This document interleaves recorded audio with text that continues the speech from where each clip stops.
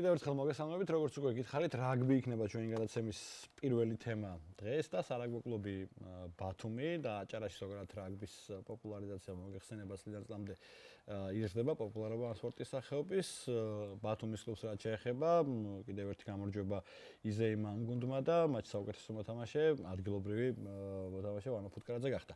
ადგილობრივ მოთამაშეებზე ზოგადად რაგბის პოპულარობაზე ჩვენს რეგიონში, ბავშვთა მიმართულებაზე უნდა ვისაუბროთ დღეს. თუმრად ყავს დღეს ახალგაზრდა მწვრთნელები და მოთამაშეები შეიძლება ასე ითქვას. გიორგი ავალიანია ჩვენი ყველაზე პატარა სტუმარი. დღეს ძალიან ნიჭიერი მორაგბე, რომელიც საფრანგეთიდან ახლახანს დაბრუნდა, ასევე ჩვენი სტუმრები არიან დიმა აბაშიძე და ანდრია გოგოლიშვილი, მწვრთნელები.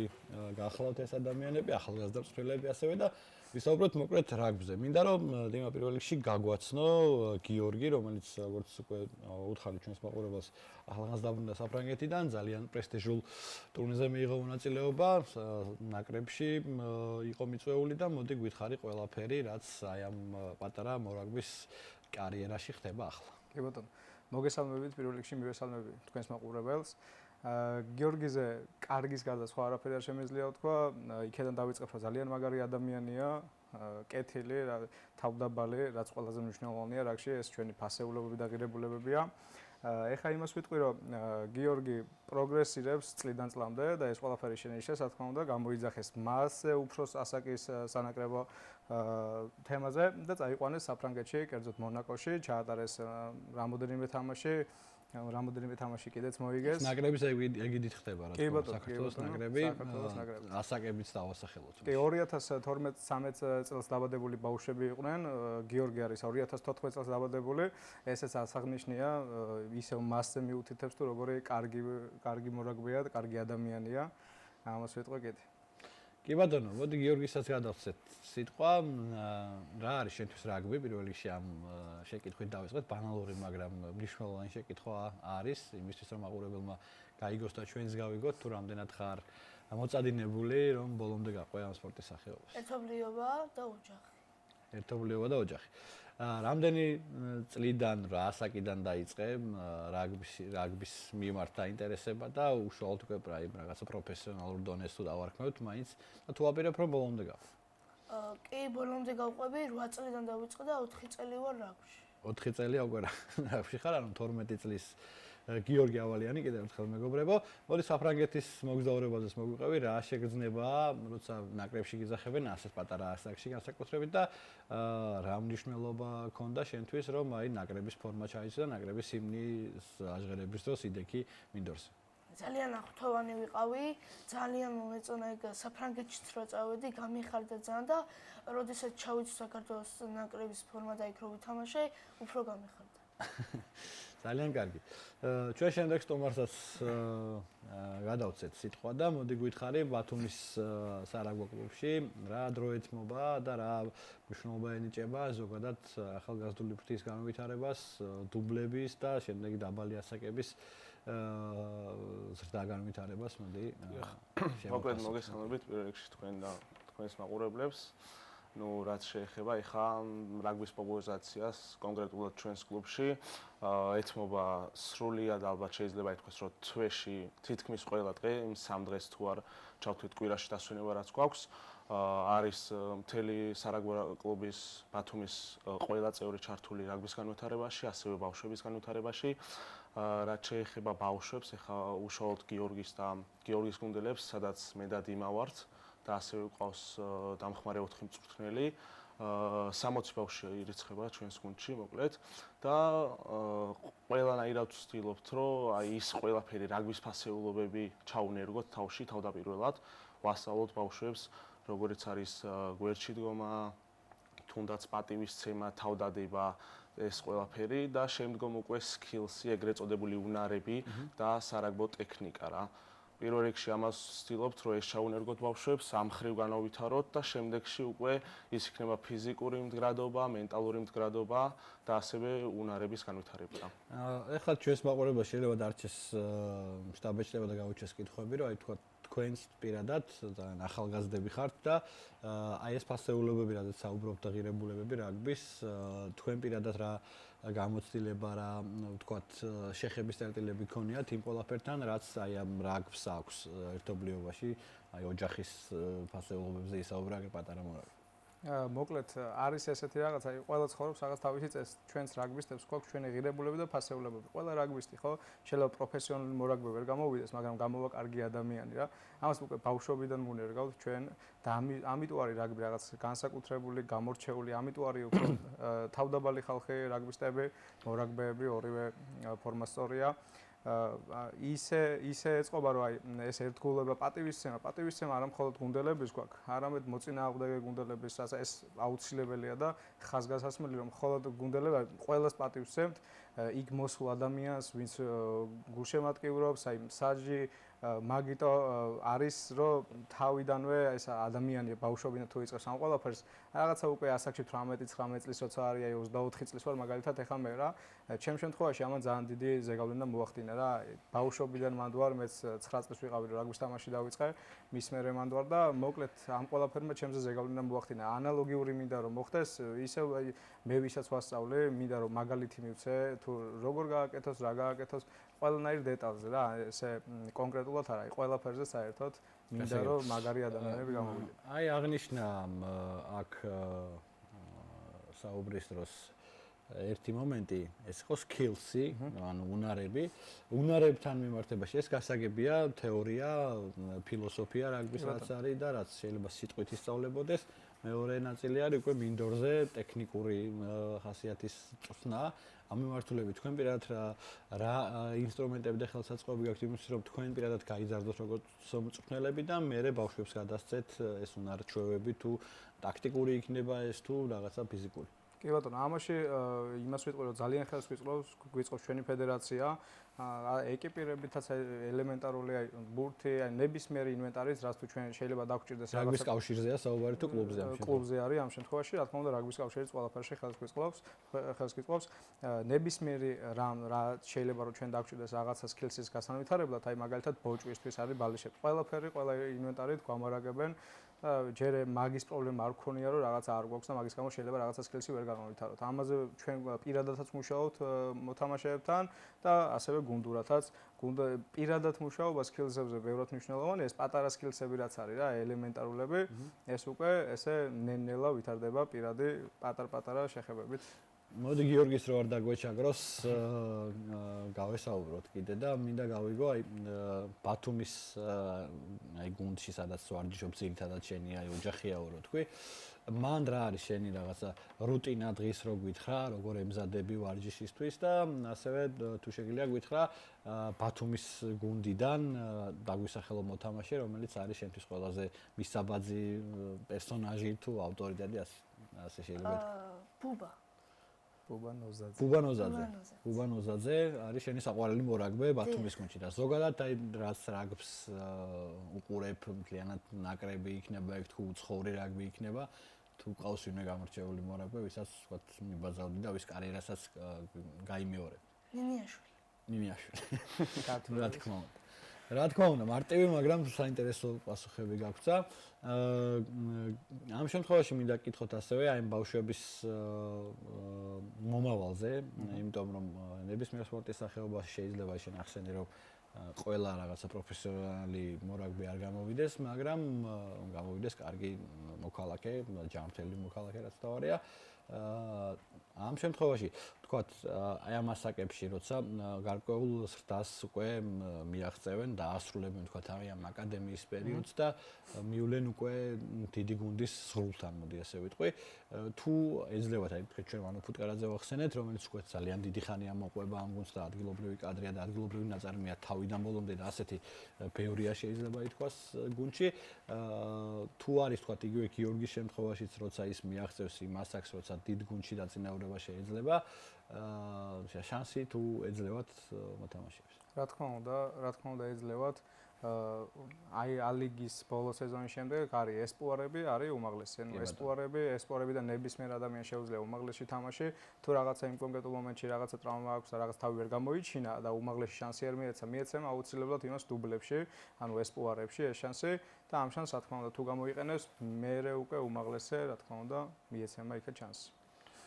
შვენიერი მოსასმენია ესე თეორიაში და პრაქტიკაშიც ხედავთ როგორც უკვე რა ვიცი იცის ჩვენ მაყურებელმაც რომ ძალიან ბევრი მოთამაშე იგივე ალიგიდან დაწინაურებული ესპუარების ახსენე შენ და ანდრიას გვინდა რომ შემოვიყვანოთ ჩვენთან საუბარში ბათუმის გუნდზე როგორც თქვა და წელს ჩემპიონობისთვის იბრძვის კიდევ ერთხელ შეიძლება დაიდოს ეს ზანუკვარი მიზანიც რომ გაიმეოროს გუნდმა შარშანელი შედეგი არ იქნება ნამდვილად ვიცით რომ ბათუმშია ფინალი რამდენად თქვათ კარგია როცა ამდენად კარგი გუნდი არის სარაგბო კლუბი ბათუმიც და ბავშვებისთვის შეიძლება იყოს კარგი მაგალითი იგივე ის მორაგბეები რომელიც ჩამოთვალა აქ ბათუმის გუნდიდან რამდენად ასწავლით თქვათ და დადიხართ თამაშებზე და აჩვენებთ აი ამ მაგალითი პირდაპირ შეგიძლიათ ხო მინდორზე აჩვენოთ. კი.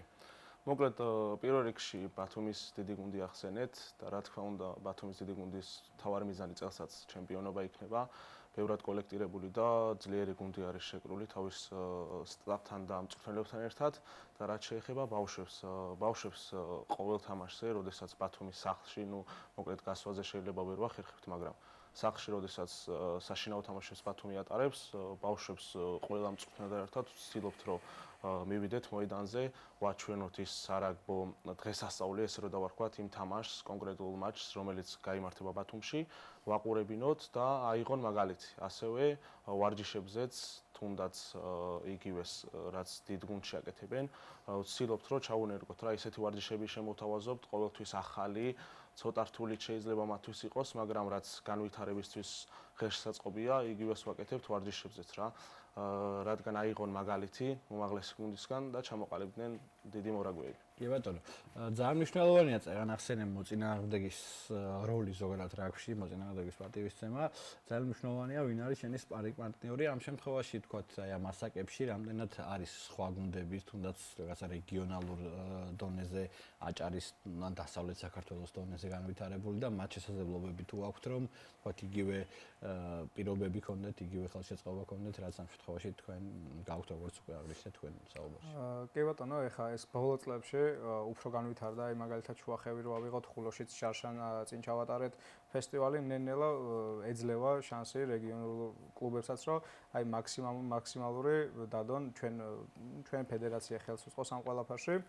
მოკლედ განვითარებაზე კი ძალიან ფიქრობენ ნებისმიერი სოფელი იქნება, სოფელშიც კი გუნდი გეთება, მოედანი შენდება, აქედან გამომდინარე ხელს უწყობენ განვითარებაში რეგიონულ ადგილებსაც, აი როგორიც არის მაგალითად ხულო, შუახევი. ნამდვილად აჭარას გულისხმობდი. აქეთ უფრო ვიცით რომ ჩაქვშიც არის საინტერესო გუნდი, ქობულეთშიც ვიცით რომ რაღაცა გუნდი უნდა გაკეთებულიყო. თუ არის ახლა ჩემი ინფორმაციით, ნამდვილად არ ვიცი თუ არის ესეთი გუნდები. მოკლედ კიდევ ერთი შეკითხვა რომელიც მაინტერესებს ამ შემთხვევაში არის აი ამ მიღებასთან დაკავშირებით, თქვათ, რა ასაკიდან არის რეკომენდირებული, რა ასაკიდან შეიძლება რომ ბავშვი დაინტერესდეს, თქვათ, ახსენა ამ შემთხვევაში გიორგი არის 12 წლის. 12 წლის ბავშვის მიღება ახლა თუ შეიძლება რომ თქვათ, პირდაპირ თუ დაინტერესდა ბავშვი 12 წლის ასაკში რაგბით შეიძლება ნამდვილად რაღაც ფეხბურთს დადიოდა ან შულდოსნობაზე, თუ შეიძლება რომ პირდაპირ მოვიდეს და რაღაცა მიიღოთ გუნდში. კი ბატონო, რა თქმა უნდა, ჩვენ ყავდა ყველაზე ახალგაზრდა მოთამაშე, 5 წლის იყო. 5 წლის ზევით, 6 წლის ზევით უკვე მიღებები შეიძლება ნებისმიერ დროს, ნებისმიერ წამს, როცა გაუხარდებათ, შეგვიძლიათ მობრძანეთ დაიწყება ვარჯიშები თავის ასაკთან. კიდევ ხაზგასმელი ის არის, რაგბი არის სრულიად უფასო. სრულიად უფასო არის ყველაფერი, სადმე გასვლა გვექნება, გარეთ თამაში გვექნება, შინ გვექნება თამაში. ყველა ეს გასვლა ასევე კვებით ამბავი ყველაფერი არის საერთოდ უფასო. ამიტომ ძალიან დიდი კომფორტია მშობლებისთვისაც, ახლა პატარა ბავშვის მშობლებისთვის ძალიან დიდი კომფორტია და ძალიან კარგი და მოხარული ვიქნებით თუ ჩვენი ეს აი მაგალითად ეხა 400 ბავშვამდე გვყავს და ეს სკოლა თუ გაიზრდება უფრო და უფრო ძალიან მოხარული ვიქნები ჩვენც და ვითარდებით. ანდრეასაც ვკითხავ, რაღაცა ესეთი მოსაზრება არსებობს თითქოს რახან ჩვენ მარტო დიდ მოთამაშეებს უყურებთ და უყურებთ იმ რაღაცა სისხლის ხრას მოედანზე კაი გაგებით, რომ რაგბი არის საკმაოდ ტრამატული სპორტი, ესეც არის შეიძლება ითქვას, რომ არის ტრამვების შემთხვევები, ისევე როგორც ფეხბურთში, პრინციპში არც ერთი სპორტი არ ადგას შორს ერთმანეთთან ტრამვებით, თუმცა აქ უფრო მეტი კონტაქტია, რა თქმა უნდა, ამას არავინ უარყოფს, მაგრამ აი ბავშვების შემთხვევაში უსაფრთხოების ზომები, თუნდაც იქ ექიმის ნაწილი მოედანზე განსაკუთრებით მნიშვნელოვანია, რომ იყოს გამართული. თქვენს კლუბში რამდენად არის ეს? კი, უსაფრთხოება, რა თქმა უნდა, როდესაც რაგბიზე ვსაუბრობთ პირველ რიგში, თუნდაც ვარჯიშზე და თუნდაც თამაშისას, მოგეხსენებათ ჩვენს ყველა ვარჯიშზე პატარებთან ყოველთვის არის ექიმი მოედანზე, ასევე შიგნით, მოედან შიგნით ორი ექიმი ყოველთვის იქნება ჩვენთან ვარჯიშებზე, რათა მეთვალყურეობა გაუწიოს. რაც შეეხება ტრავმიანობას, ამ ასაკში ძალიან იშვიათია ესეთი ტრავმა, იმიტომ რომ ჯერ ეტაპობრივად ფიზიკურად უნდა მოიმზადონ იმისთვის და პლუს ამას ჯერ რადგან პატარები არიან, ისეთ რაგბს არ თამაშობენ, როგორცაც სიტყვაზე 15-15-ზე ეწოდება რა. რაოდენობა შეზღუდულია, ასევე ისეთი ინტენსივობა და ისეთი დატვირთულობა არ არის, როგორც დიდ რაგბში. ეტაპობრივად ცდილობენ რომ გაიზარდონ და როცა ჩამოყალიბდებიან მე. შვენიერი. კიდევ ერთ შეკითხვა, რომელიც მაინტერესებს, წეგან პრინციპში კი შევეხეთ ამ თემას, მაგრამ ბოლომდე აღარ დავკონკრეტებულ ვართ. არის მწვრთნელების განვითარება, თქვენი პირადი განვითარება, როგორც მწვრთნელების კვალიფიკაციის ამაღლების თვალსაზრისით, რა მექანიზმებია ხელმისაწვდომი ჩვენს ქვეყანაში, თუნდაც თქვათ უცხოური გამოცდილების მიღების თვალსაზრისით, აი ახსენეთ, რომ საფრანგეთში იყო ამ შემთხვევაში მიწვეული, თუ არის ასეთი თქვათ შანსი, რომ თქვენს კვალიფიკაცია გაიაროთ იგივე ისეთ ქვეყნებში, როგორც არის თუნდაც საფრანგეთი, სადაც რაგბი ტოპ სპორტის სახეობაა და ძალიან განვითარებულია შეიძლება ითქვას და თუ ფიქრობთ საერთოდ ამ მიმართულებით? რა თქმა უნდა, განვითარებაზე თუ ფიქრობთ, მაგაზეც უნდა ვიფიქროთ. ჩვენ შემთხვევაში, აი ბათუმის შემთხვევაში რო ავიღოთ, აქ ხაზი ჩვენ ყველა ვარჯიშს გეგმავთ, ხაზავთ, სანამ ბავშვები მოედანზე გამოვლენ, იქამდე უკვე ვარჯიში დაგეგმილი და დახაზული გვაქვს, ეს პიროვნულად გვეხმარება ჩვენი თავის განვითარებაში. ასევე, რა თქმა უნდა, არის სერტიფიცირება პირველი დონე, მეორე დონე, ნელ-ნელა ეტაპობრივად, აი პირველი დონე გავიარე, დავხვეწე ჩემი სკილსები, რაც მე მაქვს ეხა პირად მწვრთნელს და შემდგომ უკვე კლუბი გთავაზობს მეორე დონის ჩაბარებას, მესამე დონის და ასე შემდეგ. ეს ეყალიბდები ნელ-ნელა პროფესიულად. ამ შემთხვევაში ერთ-ერთი ყველაზე ახალგაზრდა მწვრთნელია შეიძლება ითქვას, ვინც ჩვენ სტუდიაში ყოფილა და მინდა შენც იგივე შეკითხვით გამართო, აი მოკლედ იმას დავეთანხმები, პირველი დონე გავიარე, ჩოლებად სერტიფიცირებულად და დროთა განმავლობაში მეორე დონე, მესამე დონე, როგორც თიმა მახსენა, მოგთხოვს კლუბი ამ დონეების ჩაბარებას, მანამდე რა თქმა უნდა გადამზადება, არის სემინარები, გამოცდილ ხალხთან ერთად, ვარჯიშების შემოთავაზება, ახალი სტრუქტურა და რაღაცეები და ნუ ამით ჩვენს საკუთარ თავს ვსდით რა თქმა უნდა. კარგი და რო არ დაგვეჩაგროს ჩვენი პატარა სტუმარი, მოდი საუბრის ბოლოს მოკლედ შენი სიტყვებით ჩამოგვიყალიბე შენი მთავარი მიზნები, რა შეიძლება იყოს ამ სპორტის სახეობაში და ოცნება თუნდაც რა შეიძლება იყოს, რომ აი მწერვალი სად გინდა რომ რაგბმა მიგიყვანოს და რა დონეზე თამაში გსურს, რა არის შენი მაქსიმუმი? საქართველოს ნაკრებში მინდა მოხვდე. საქართველოს ნაკრებში. დიდ ნაკრებში, საქართველოს ნაკრებში, იმედია რომ ერთ დღესაც, რა ვიცი, ამ გადაცემას ჩართავენ, როცა გიორგი ავალიანი პირველ სადებიუტო მატჩს გამართავს ჩვენს ეროვნულ ნაკრებში ბორჯგალოსნების კვარტს მოირგებს, მოდი ასე ვიტყვი. მადლობა ბიჭებო, რომ იყავით დღეს ჩვენი გადაცემის სტუმრები, წარმატებებს გისურვებთ, წარმატებები როგორც გუნდურ ასპარეზზე, ასევე, რა ვიცი, ეროვნულ ნაკრებთან ერთადაც თქვენს პატარა მორაგბეებს ბევრი სხვა ნიჭიერი ბავშვების გაზრდა და კიდევ დავით ჩვენთან მოყვანა სტუდიაში სიამოვნებით გავიცნოთ. მადლობა რომ იყავით დღეს ჩვენი გადაცემის სტუმრები. გადაცემის მეორე ნაწილში ნახავთ ინტერვიუს დინამო ბათუმის მთავარ მწვრთნელთან გიორგი ჭიაბრიშვილთან. მოგეხსენებათ ეროვნული ლიგა უნდა დაწყებულიყო გასულ შაბათს, მაგრამ მოამინდობის გამო გადაიდო პირველი ტურის მატჩი დინამო თბილისსა და დინამო ბათუმს შორის, ასე რომ პირველ შეხვედრას ბათუმელები უკვე გამართავენ 7 მარტს დინამო ბათუმი გაგრა ეს თამაში ჩატარდება აჭარაბეთ არენაზე. ჩვენ კი მოვისმინოთ თუ რა განწყობით და როგორი მოლოდინებით ხდება დინამო ბათუმის მთავარი მწვრთნელი გიორგი ჭიაბრიშვილი ეროვნული ლიგის ახალ სეზონს. მე ამით დაგემშვიდობებით, ერთმანეთს მომავალ ორ შაბათს შევხვდებით ნახვამდის.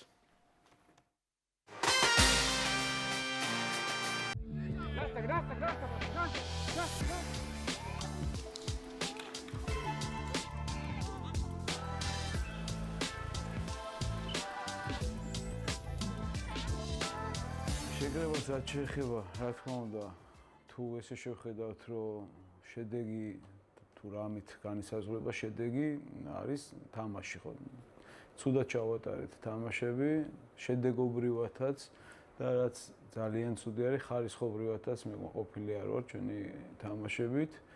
მომზადების კუთხით მაქსიმალური რაც შეგვეძლო ხა ამ ეტაპზე რომ მიგვეღო, მივიღეთ, რა თქმა უნდა, ეხა ოპტიმალურ ფორმაში ამ დროისთვის ვერ ვიქნებით, მაგრამ ახლოს ვართ იმ ოპტიმალურ ფორმამდე, რასაც ფიზიკური მომზადება ქვია, დანარჩენი უკვე შევხედოთ თუ რა იქნება თამაშების კუთხით. ჩვენ რაც იქ დავალაგეთ, რამოდენიმე ვარიანტი დავალაგეთ, როგორც განლაგების, ისე ტაქტიკური რაღაც მოსაზრებები. კიდევ ერთხელ ხასოს რომ კმაყოფილი არ ვარ, მაგრამ ნუ საფუძვლები ჩავყარეთ, რითიც უნდა დაგვეწყო ახლა ეს დანარჩენი უკვე ოფიციალურ თამაშებზე გამოჩნდება. იქ რაღაცა პოზიტიური პატარ-პატარა მომენტები რაც დავინახეთ, იმას ჩავეჭიდეთ და ვეცდებით რომ ეს შევინარჩუნოთ ამ წლის განმავლობაში და რაც იყო ეს ცუდი მომენტები და რაც ვერ მოვასწარეთ და ვერ დავალაგეთ ფიზიკურად, ვეცდებით რომ დროთა განმავლობაში მოვამზადოთ ეს ყველაფერი და უკეთესები ვიყოთ. ძალიან ბევრი ისეთი ფეხბურთელი იყო შეკრებაზე, რომელთან ერთად საერთოდ არ გვიმუშავია. პირველ გუნდს სტავს, პირველი გუნდის ფეხბურთელებს საერთოდ არ უთამაშია და რა თქმა უნდა შეთამაშებას, გაცნობას, სულ სხვა რეალობაში მოხვედრას ამას ყველაფერს დრო ჭირდება ადაპტაციისთვის. ამ ახალგაზრდა ფეხბურთელებმა ძალიან მალე აუღეს. ალღო თუ როგორ უნდა მოიქცნენ, როგორ უნდა იცხოვრონ, როგორ უნდა მიუძღვნენ საქმეს და აი ეს ყველაფერი კიდე თამაშის კუთხითაც და ყოველდღიური აი ამ პროცესს რო ვაკვირდებოდით, წინსვლა ჰქონდათ. არსებული მდგომარეობიდან გამომდინარე, რომ ახალგაზრდული გუნდი ვიქნებით ძალიან, ეს თამაშებიც ჩვენი იქნება ძალიან როგორ თქვა, არ იქნება სტაბილური. იმიტომ რომ ძალიან რთული არის სტაბილურობა მიიღო ფეხბურთელებიდან, რომლებიც არიან ძალიან გამოუცდელები და ახალგაზრდები. ეს იმას არ ნიშნავს, რომ მე ცუდისკენა მაქვს ფიქრი, პირიქით, მე მჯერა ამ გუნდის ჯერა რომ ისინი ყოველდღიურად განვითარდებიან და ეს არ იყო მარტო ერთთვიანი რაღაც მოსამზადებელ ნაწილში რომ დავინახეთ მათი პროგრესი და ამ ახალგაზრდა ფეხბურთელებსაც იმ გამოსtildeულ ფეხბურთელებთან ვინც გუნდი არ დატოვა და გუნდში არიან მათ შესწევთ ძალა რომ კონკურენტუნარიანი იყვნენ სხვა გუნდებთან ეროვნულ ლიგაში. რა თქმა უნდა ჩვენ დღეს არ ვართ ისეთი გუნდი რომ რაღაცა პროგნოზები გქონდეს და გათვლები ჩვენთვის ყველა მომდევნო თამაში იქნება როგორც ფინალი და აი ესეთი რეჟიმით უნდა ვიცხოვროთ ამ წელს რომ ყოველი მომდევნო თამაში აი ან ყველაფერი ან არაფერი ანუ დავდოთ ყველაფერი სასწორზე და უნდა გავიდეთ და ამ ყველანაირი ზედმეტი ფიქრები უნდა გავწიოთ და ყოველი თამაში იქნება ჩვენი შედეგი.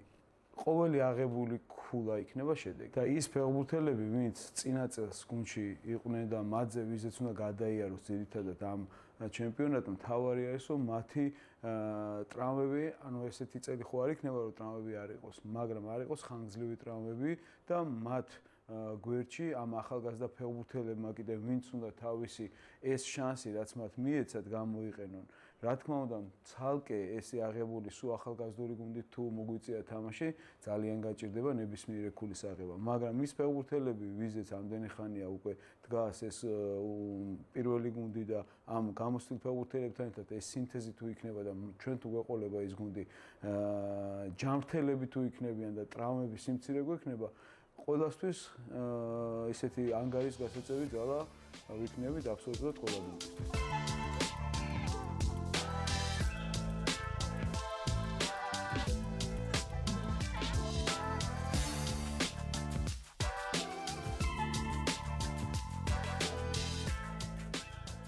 ძალიან მოხარული ვარ ახალი მფლობელის, რომელმაც შემოიტანა ბევრი უკვე ძალიან ახალი რაღაცა კლუბში, აი კლუბის განვითარება, სტრატეგია, ახალგაზრდა მენეჯერები, რომლებიც სხვადასხვა კუთხით იმუშავებენ და აქ მეორე არის მე პირადად ესე არ მიმუშავია კლუბში, სადაც აი ალბათ მარტო კონკრეტულად რაღაცა ის დატოვეს საქმე, რომ შენ კონცენტრირდე შენ საქმეზე და დანარჩენი ყველა თავის საქმის პროფესიონალია, ყველა ანთებული ადამიანია, ამდენი ადამიანი ჩართული ამ კლუბის ცხოვრებაში იშვიათია და ეს ყველაფერი ერთადერთი შეთამაშება გვჭირდება, იმიტომ რომ ბევრი ამბიციური ახალგაზრდაა, რომელსაც განათლებაც აძლევს, უმაგრებს ზურგს და ეს გამოცდილებაც და უბრალოდ ერთი არის, რომ აი ბევრი კარგი ფეხბურთელი რო ყავს გუნდში და როგორ შეათამაშებ და რა დრო დაგჭირდება ამისთვის. აი ეს არის ახლა ჩვენ კლუბში, როგორ შევთამაშდებით და სწორ რელსებზე რამდენ ხანში დავდგებით რა და